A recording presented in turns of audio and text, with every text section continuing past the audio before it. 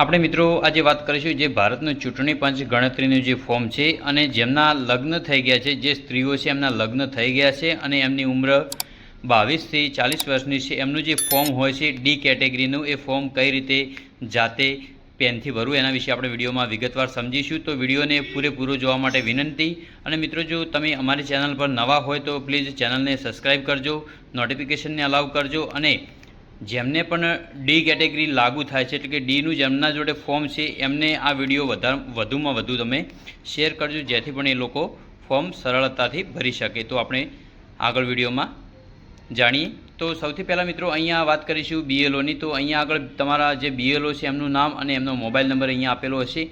પછી અહીંયા જે મતદારનું એટલે કે તમારું પોતાનું નામ, તમારો અહીંયા મતદાર ઓળખપત્ર નંબર એટલે કે ચૂંટણી કાર્ડ નંબર અને તમારું સરનામું અહીંયા આપેલું છે। પછી તમારો અનુક્રમ નંબર, પછી ભાગ નંબર અને નામ, પછી વિધાનસભા મત વિભાગનું જે નામ છે, તમારું રાજ્ય, પછી અહીંયા QR કોડ આપેલો હશે, પછી તમારો જે જૂનો ફોટો છે ચૂંટણી કાર્ડની અંદર એ આપેલો હશે, પછી હાલનો ફોટો ચોંટાડો એની અંદર તમારો જે કલર પાસપોર્ટ ફોટો છે એ ફોટો તમારે અહીંયા ચોંટાડવાનો છે।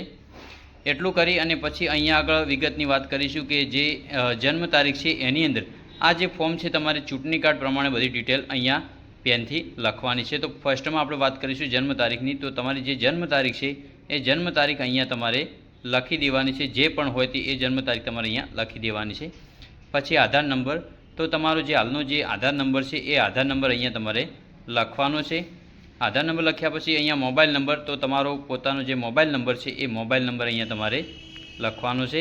મોબાઈલ નંબર લખ્યા પછી પિતા વાલીનું નામ, તો અહીંયા મિત્રો ખાસ ધ્યાન આપવાનું છે જે પરણિત સ્ત્રીઓ છે 22 થી 40 વર્ષની ઉંમરના, એમના માટે અહીંયા આગળ જે પિતા વાલીનું નામ છે એમણે એમના જે પિયરની અંદર એમના પપ્પા છે એમનું નામ અહીંયા આવશે, અહીંયા સસરાનું નામ લખવાનું નથી। પછી એમના પિતાનું અહીંયા મતદાર ઓળખપત્ર નંબર છે એટલે એમનો પપ્પાનો જે ચૂંટણી કાર્ડ નંબર છે એ ચૂંટણી કાર્ડ નંબર અહીંયા નાખવાનો છે।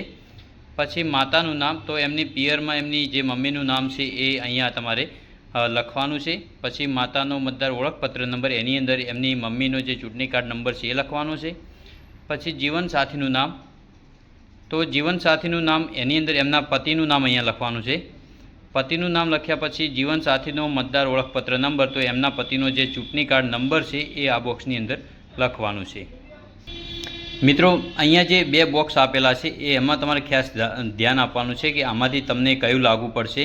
તો આ જે પહેલું જે છે બોક્સ એ તમને લાગુ નહીં પડે અને ડી કેટેગરીવાળા લોકોને આ જે બીજા નંબરનું જે બોક્સ છે એ એમને લાગુ પડશે। તો અહીંયા આગળ નામની અંદર મિત્રો કે જે સંબંધીનું નામ છેલ્લા એસઆરમાં અગાઉના કોલમમાં આપવામાં આવ્યું છે એની વિગત, એટલે અહીંયા આગળ જે સ્ત્રીનું તમે આ ફોર્મ ભરી રહ્યા છો એમના પિયરની અંદર એમના જે પપ્પા છે એમનું નામ અહીંયા આગળ ચૂંટણી કાર્ડ પ્રમાણે લખવાનું છે।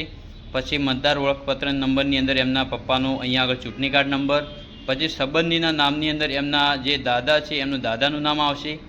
પછી સંબંધમાં અહીંયા જે એમના પપ્પાનું નામ લખ્યું છે પપ્પા, તો અહીંયા સંબંધમાં તમારે પિતા કરવાનું છે। પછી એમનો જિલ્લો, પછી રાજ્યનું નામ લખવાનું છે। પછી વિધાનસભા મત વિભાગનું નામ અહીંયા તમારે લખવાનું છે। પછી વિધાનસભા મત વિભાગનો નંબર, ભાગ નંબર અને અનુક્રમ નંબર। આ મિત્રો આનો મેં વિડીયો આની અંદર બનાવેલો છે, એમાં જોઈને તમે આ ત્રણ વસ્તુ જે છે વિધાનસભા મત વિભાગનો નંબર, ભાગ નંબર અને અનુક્રમ નંબર એ વિડીયોમાં જોઈને તમે મેળવી શકો છો સહેલાઈથી।